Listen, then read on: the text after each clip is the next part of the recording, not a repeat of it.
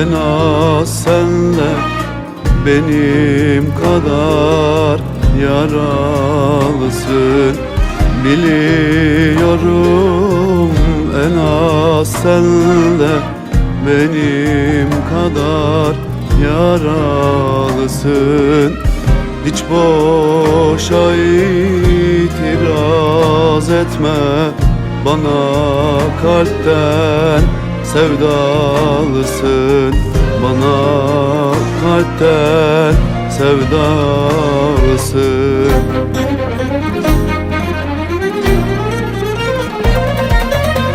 Bir gün bana döneceksin, karşımda diz çökeceksin.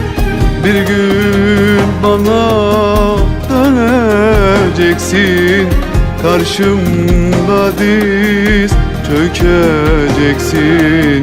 Hem de yalvara yalvara, aç kapını diyeceksin.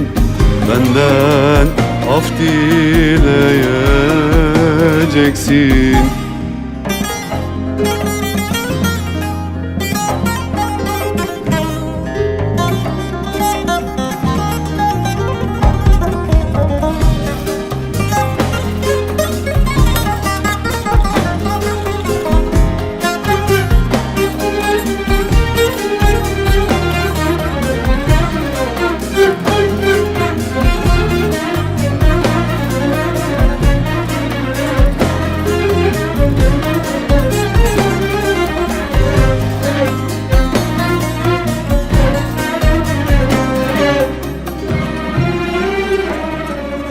Ayrılığı sen istedin, ben mesut değilim dedin.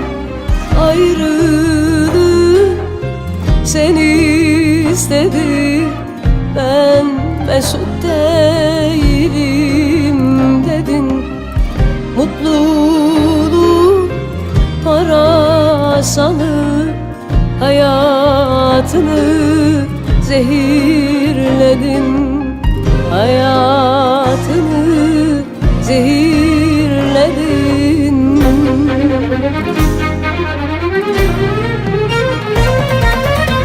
Bir gün bana döneceksin, karşımda diz çökeceksin.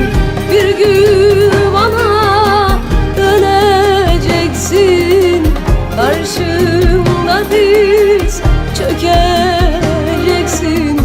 Hem de yalvara yalvara, aç kapını diyeceksin. Benden af dileyeceksin. Hem de yalvara yalvara, aç kapını diyeceksin.